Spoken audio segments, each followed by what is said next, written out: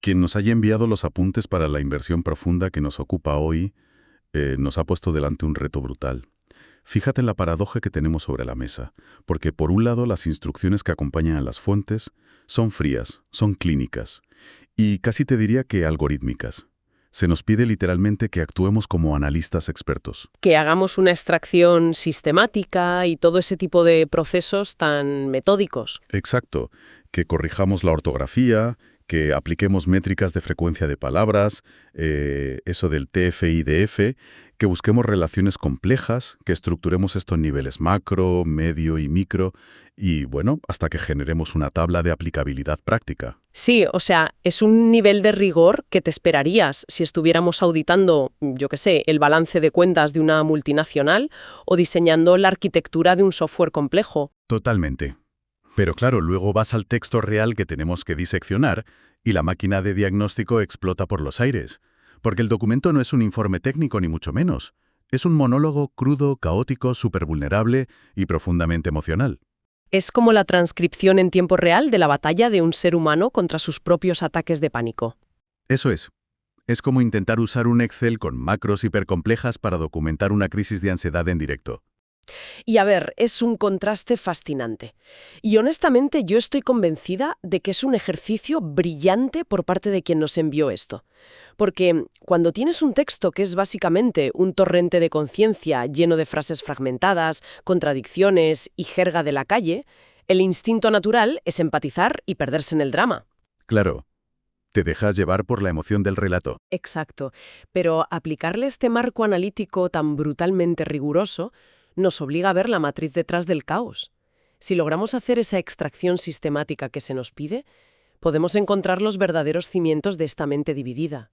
Pues venga, vamos a meternos de lleno en ese mandato. Según tu análisis de las fuentes y sacando la lupa clínica, ¿cuál es el pilar central aquí? O sea, ¿qué es lo que domina este caos absoluto? Pues a ver, si aplicamos las métricas de relevancia como nos piden, el concepto central no es una idea abstracta, no es una teoría psicológica. El autor describe el miedo como una entidad física casi con voluntad propia. El término que lo engloba todo es el miedo, pero tratado como un parásito o una segunda personalidad. Buf, qué angustia. Da él, sino yo. El autor está describiendo una constante lucha de poder minuto a minuto sobre quién habita su cuerpo. Vale, me encanta esa imagen porque aterriza muy bien el concepto. Imaginemos por un momento que la mente es un coche. Tenemos al conductor original, la persona lúcida y racional al volante, tranquilamente yendo por la autopista.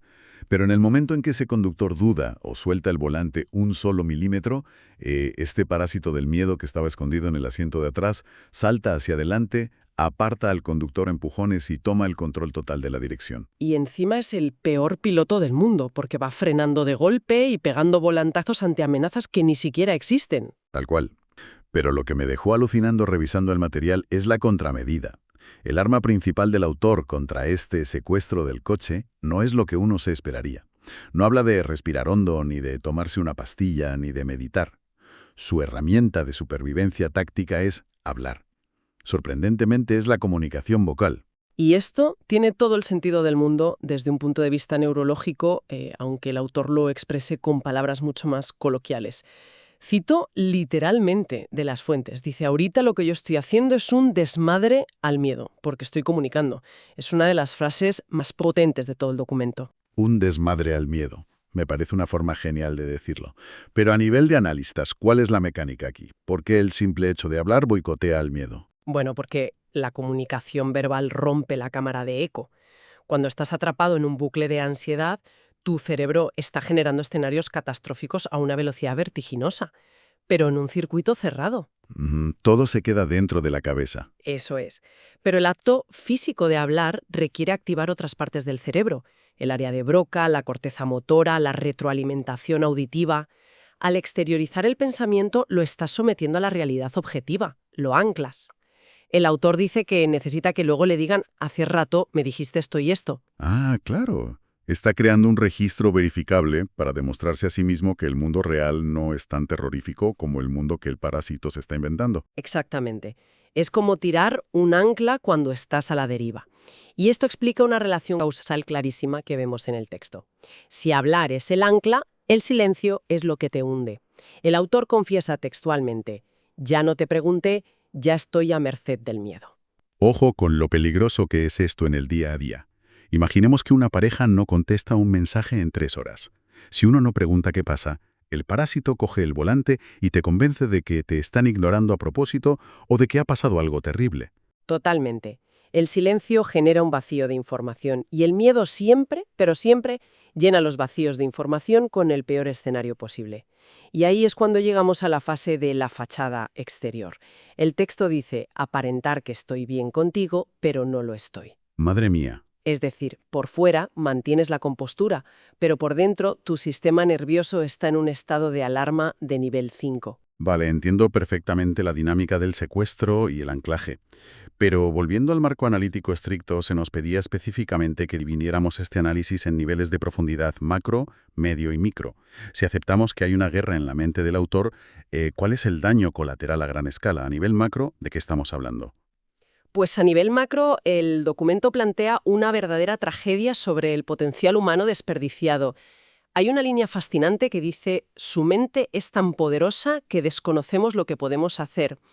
El argumento subyacente es que el cerebro humano es una máquina computacional brutal, pero todo ese poder inmenso se anula por completo porque, cito de nuevo, estamos repartidos en nosotros mismos. Es decir, toda esa energía que podría usarse para crear, para trabajar, para conectar con otros, se quema exclusivamente en una especie de guerra civil interna. Es como tener un ordenador de última generación y usar el 100% del procesador solo para hacer funcionar el antivirus. El ordenador se queda paralizado. Esa analogía es perfecta. La fricción interna consume todos los recursos del sistema. Ahora, si bajamos la lupa al nivel medio, a la capa de las relaciones interpersonales y la sociedad en general, el diagnóstico del autor es devastador. No es solo que sufras tú por dentro, es que el miedo se vuelve radiactivo. Veneno puro. Esas son las palabras que usa, de hecho. Dice: somos un veneno puro, una desgracia total, quiebran la relación, quiebran a las personas que hacen familias. Y a ver, quien nos escuche seguramente haya vivido esto de cerca, o desde un lado o desde el otro. Tienes un mal día, estás inseguro, el miedo toma el control y de repente llegas a casa y le pegas un grito a tu pareja por una tontería. El miedo no se queda encapsulado en ti, se derrama y contamina a la gente que más quieres. Se derrama porque es un agente corrosivo. Y esto nos enlaza de forma supernatural con el nivel micro.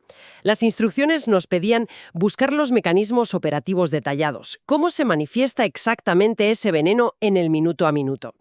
Y aquí el texto revela lo que podríamos llamar el interruptor binario de la empatía. Yo me fijé muchísimo en esa parte. Parece que no hay término medio en absoluto. Ninguno. El autor describe que tu estado interno dicta una respuesta de todo o nada. Si el conductor original está al volante, si estás bien, digamos, hay empatía absoluta. Ayudas, escuchas, conectas. Pero cuando el miedo toma el control, la empatía sufre un apagón general. La cita es escalofriante por lo clínica que suena dentro de un texto tan emocional.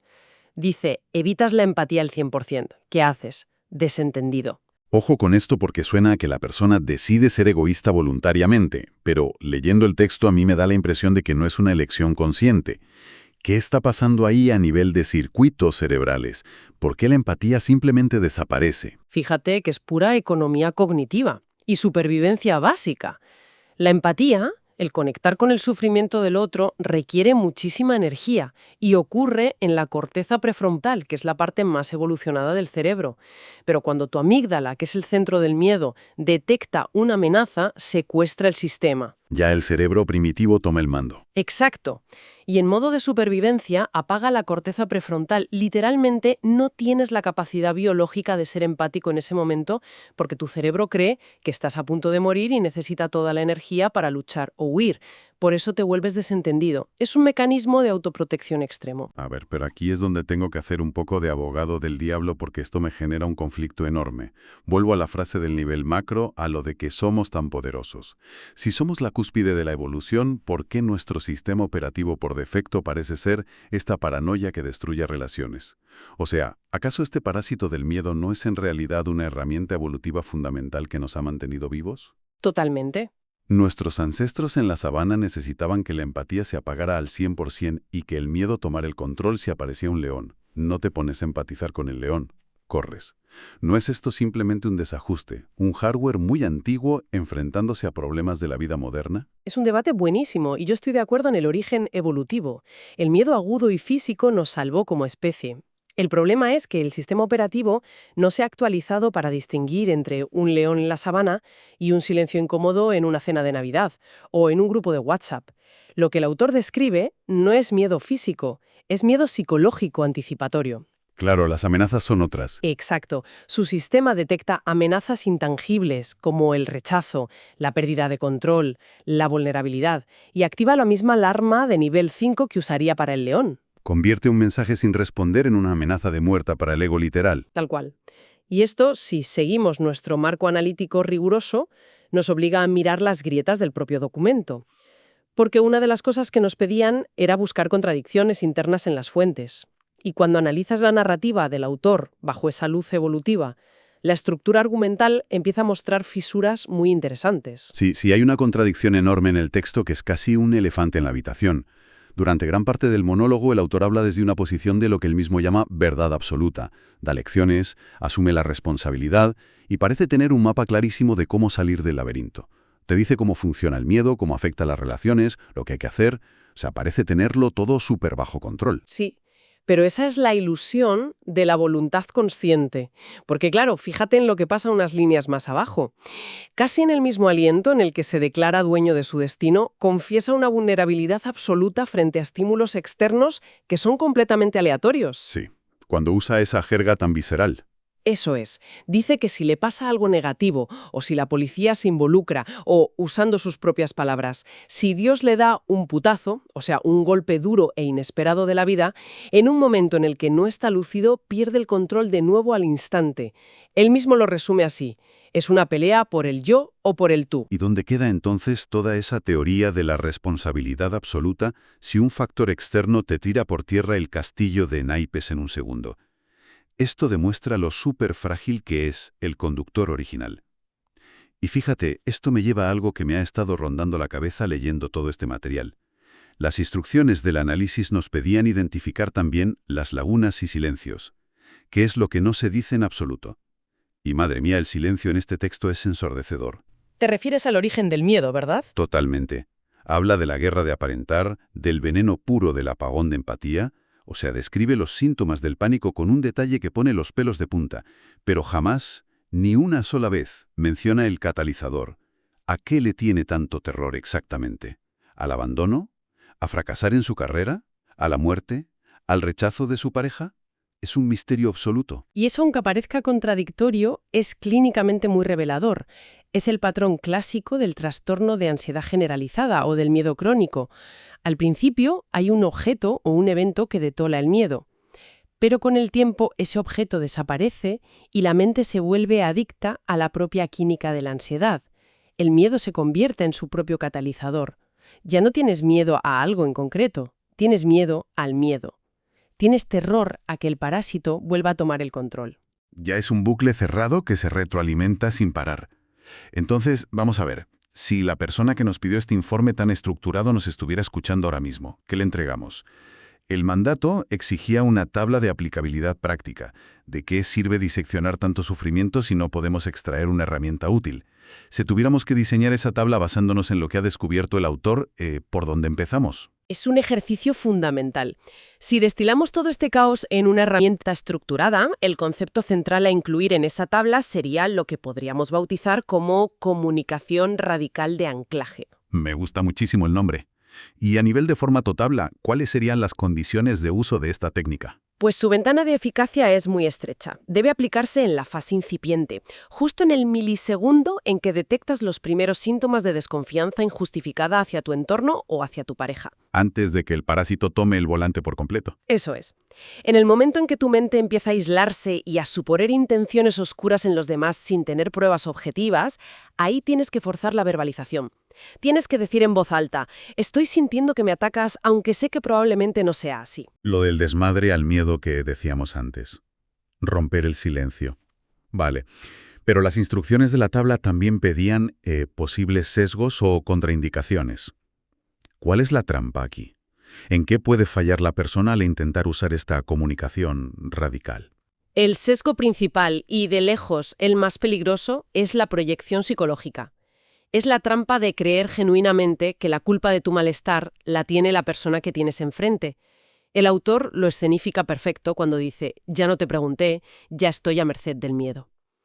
El sesgo es convencerte de que tú tienes la culpa de mi aislamiento porque no me leíste la mente y no me hablaste primero. Ya chocas contra un muro de victimismo total. Te aíslas, culpas al otro por tu aislamiento y usas esa falsa culpa para justificar seguir aislado. Es el crimen perfecto del miedo. Pero claro, aunque esta estructura es fascinante, hay un punto final en las directrices que nos enviaron que es formular preguntas no resueltas. Y para mí hay una de carácter superlogístico que el texto no aborda en absoluto. Dispara, a ver cuál es. Pues, ¿qué pasa cuando hay fuego cruzado? Es decir, hemos analizado a un individuo aislado luchando contra su parásito. Pero ¿qué ocurre cuando tienes a dos personas en una relación y ambas están simultáneamente dominadas por su respectivo miedo? Uf, claro. Si los dos tienen el interruptor de la empatía apagado al 100% y los dos se están comportando como veneno puro exigiendo que el otro dé el primer paso, ¿es posible desactivar esa bomba sin ayuda de un tercero? Porque la comunicación radical requiere que alguien escuche. Es una pregunta clave que afecta de lleno a la corregulación emocional. Cuando ambos sistemas nerviosos primitivos están al mando, biológicamente no hay un receptor empático en la sala. Es casi imposible desescalar la situación porque cualquier intento de comunicación se percibe como un ataque. Es una de las grandes limitaciones prácticas del relato del autor. Pero además, fíjate, esto abre una puerta a una pregunta mucho más profunda, casi de nivel existencial. Ostras, ¿a qué te refieres? A que el autor asume que hay un él racional y un parásito invasor. Pero si estamos tan irremediablemente repartidos en nosotros mismos, saltando constantemente entre la lógica prefrontal y el terror de la amígdala, la pregunta es, ¿existe realmente una versión unificada y definitiva de lo que llamamos el yo? ¿O la identidad humana es solo una negociación incesante y a menudo bastante violenta entre diferentes estados neuroquímicos peleando por el volante? Madre mía. Venga ya, eso te vuela la cabeza por completo. Es asumir que quizá el parásito es tan legítimamente tú como lo es el conductor, tranquilo, solo que adaptado a un contexto de supervivencia extrema. Y esa es precisamente la brillantez de haber aplicado este marco analítico. Lejos de arruinar la experiencia humana del texto, la estructuración nos ha permitido ver los engranajes. Hemos convertido un diario de pánico en un auténtico manual de mecánica psicológica. Estoy totalmente de acuerdo. Creo que hemos cumplido con la misión con creces. Hemos sacado el mapa del caos. Y a nivel personal, creo que la lección práctica más contundente de este análisis a fondo es que el verdadero campo de batalla no está ahí fuera. No es la economía, no es tu pareja, no es la sociedad. El frente de guerra está en ese milímetro de espacio entre el volante de tu mente y las manos que lo sujetan. La vulnerabilidad radical es, al parecer, el único sistema de frenado de emergencia que tenemos. Y funciona precisamente porque nos ancla a la realidad compartida, sacándonos del aislamiento de nuestras propias proyecciones y paranoias. Absolutamente. Y bueno, para cerrar, me quiero quedar con algo que hemos mencionado de pasada, pero que a mí me parece que tiene un potencial infinito. El texto insiste en que la mente humana tiene una capacidad computacional salvaje, pero que el miedo la secuestra para fabricar escenarios de paranoia con una creatividad digna de un director de cine de terror. Ya te digo. Y esto me deja con un pensamiento para que quien nos escuche le dé algunas vueltas. Si nuestro cerebro es capaz de gastar tanta energía, tanta memoria y tanto procesamiento en fabricar el peor de los escenarios de la absoluta nada, ¿qué pasaría si lográramos hackear esa arquitectura? ¿Qué pasaría si descubrimos cómo cortar el cable del miedo y usamos exactamente esa misma potencia bruta? Toda esa creatividad obsesiva única y exclusivamente para expandir nuestra empatía y nuestra conexión con los demás. Si somos tan increíblemente buenos destruyéndonos desde dentro, ¿de qué seríamos capaces si redirigiéramos toda esa energía hacia afuera?